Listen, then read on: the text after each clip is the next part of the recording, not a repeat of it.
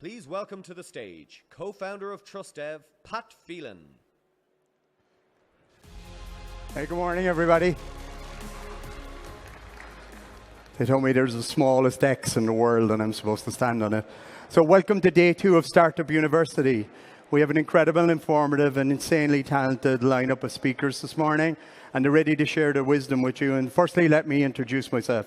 So my name is Pat Phelan. I'm from Ireland. I spent the last 5 years in New York, and I'm really different to most of you here. The only qualification I have is I'm a chef, which, doesn't really help in this world. It helps out the back. And I've always had an interest in computers, and I took a really weird detour to get here. So I'm going to just tell you a bit about that. Then I'm going to bring out some great speakers, team from Kleiner Perkins, the team from Spotahome, and this is me. So in 1981, I was 16, and I'm going to take these off. I was really interested in computers, and I got one of these. I had a summer job and saved the money, and there was no internet. So we used to have these little tapes, and you'd buy the tapes from a magazine, and you'd put it into a little recorder, and you could tune the board of the tape, and you'd write and develop games. And I thought, this thing is going to be really big. I was following Clive Sinclair everywhere, and I'm going to become really famous, and this internet may develop. And my dad decided I was going to be a butcher.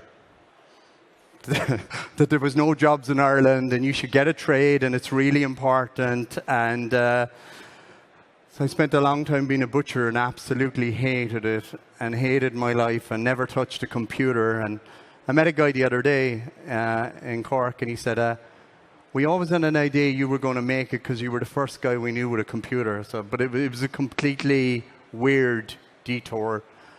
So in 1988, I discovered this little startup called Staleknaya, based in Moscow. Really interesting. I think I should have some shareholder stock, and decided this was going to be my life for the next whatever. I hated my life and decided to become an alcoholic. Actually made a conscious decision. So I spent a long time drifting away from this computer dream, thinking about what was there for me, and just experiencing a totally different life. Eventually, I started to thinking about what was in the future, and I became a chef, and really loved it.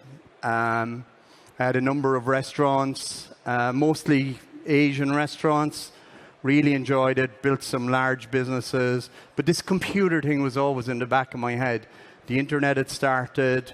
Everybody was using email. The real popular stuff we see today wasn't around.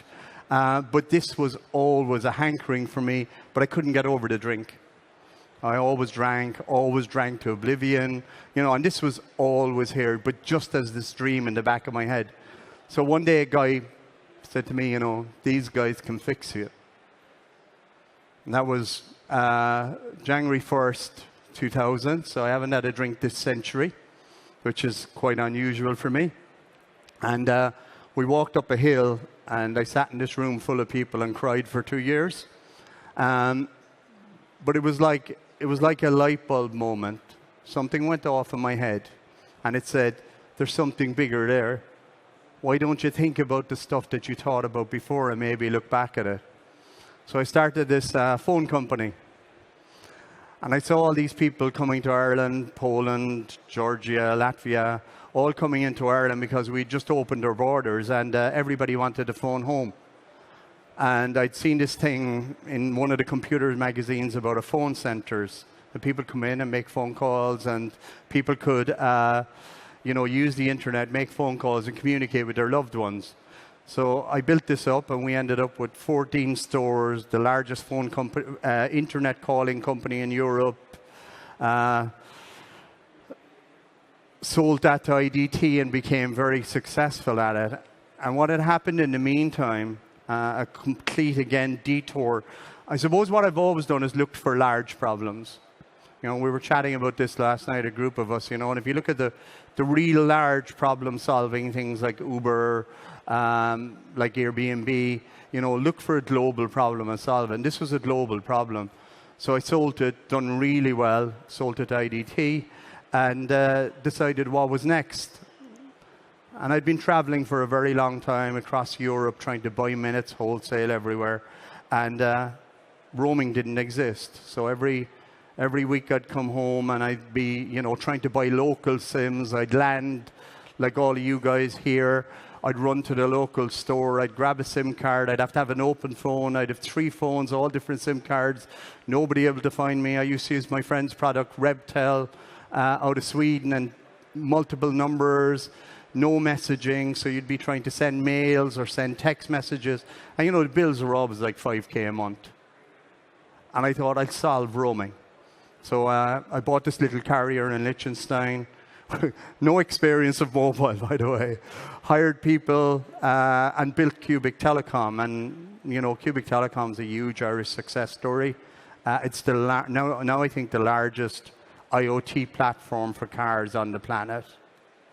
And that came out of an idea to solve roaming, which is now gone. We solved roaming. When we were there the day the European minister announced an end to roaming. And I thought, this is really incredible. We have had a hand in this.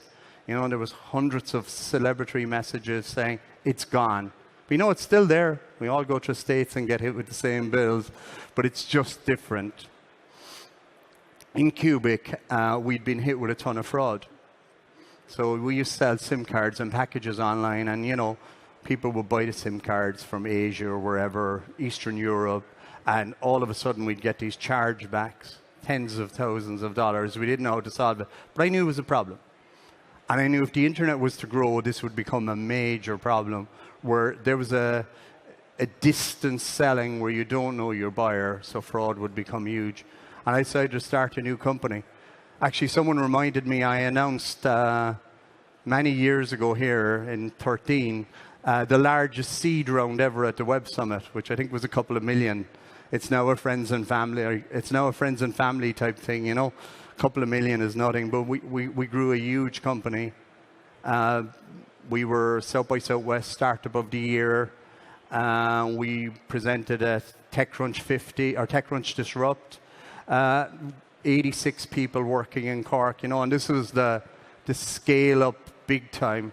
And we did a partnership with Radio Shack in the US which told me that's where the market was. So I moved to New York, spent a very happy 4 or 5 years there, built a team over there. So again, this learning all the time, global, becoming local, and TransUnion, who are the largest credit bureau in the world now with operations in 29 countries, came calling. We developed a partnership, and I sold the company to them for $66 million. In 15. Really good exit, everybody happy, Greycroft, Notion Capital, ACT, really good investors, raising big money as well. So very exciting. My money made, time to sit back and relax, and I decided to go into beauty. Completely different again, another new vertical, more learning. So we launched Sisu about a year ago. We're now probably the largest aesthetic clinic in Europe. We have chains of, injectables, beauty treatments, etc., online, offline, retail again. And it's going very successful. We raised £1 million a few weeks ago. We haven't spent anything, so it's really cool. We're just about to open 3 more clinics. We're expanding. We've 3 in Ireland. We're going to 3 more in the UK. We'll go to Northern Europe next and back to the States next. But it's, again, a huge change. It's a huge new vertical. It's huge new learning. But I surround myself now with the best of people. My 2 partners are doctors. I have the correct financial people. Every time it seems to be getting easier and easier. And every time my fear gets less and less. This will grow into, I think, somewhere around $250 million to $500 million company. It's a $9 billion market just on injectables alone. So I think it's going to be a very successful business. And what I want to preach here is, A, I know nothing about this business. B, I knew nothing about roaming. And C, I knew nothing about telecoms. I went and I learned this isn't that hard. Any of you can do it. But it's really important, and Alexis spoke about it yesterday, to avoid this hustle mentality. Take some time off, work it, but don't kill yourself. I don't do it. I don't do it anymore. I did at the start. It's not good for your mental health. I ended up seriously ill a number of times from this. Look after yourself, you know, and I think, you know, if an alcoholic, a butcher, and a chef can do this, I've had $120 million of exits. I'm positive you guys can. I'm really positive. You know, what's available today, the costs are totally different. I remember buying these servers for telecoms and thinking it was 55,000 a rack. You know, Cisco servers at the time, the 5400s were, I think, 32,000 euros. We had these physical places that we used to have to go to and plug in and plug out a server. You know, it was so painful. All this stuff has changed dramatically today. You know, I'm partnering with a startup in Bratislava. I look at them, they're called You First, you know. It's so globalized now. These guys are doing emotion and video. You know, their CEO is somewhere around here. Really clever companies. You know, I'm looking at stuff in the Philippines. I'm looking at stuff in Guatemala. The world has become really flat. And, you know, if a guy like me can scale this and build a little family fund and look at business globally, I'm really positive you guys got this. I'm really positive on this. So start. It's really easy. Just start. So that's pretty much it. I've got a couple of minutes to go. I don't have a lot more to say. I just want to thank everybody. This was a surprise. Paddy asked me to do this, and I thought it's very different. And probably a lot of the Irish guys know my story inside out, but I'm sure not everyone here does. So that's me.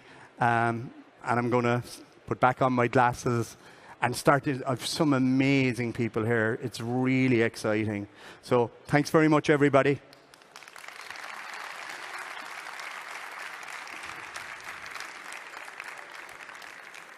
So the first talk is about scaling in Europe. And I met these guys outside and I was like absolutely blown away. So with the help of Kleiner Perkins, retail sites Spot-A-Home have made their way into the phones of every phone-hungry millennial. In conversation with Juliette de Bobigny of Kleiner Perkins, and here to talk about scaling in the really hard, you know, Europe is hard to scale. So they're going to talk about scaling in the hard-to-break European market. Could I please welcome to stage Alejandro Artacho, founder and CEO of Spot-A-Home. Thanks, guys.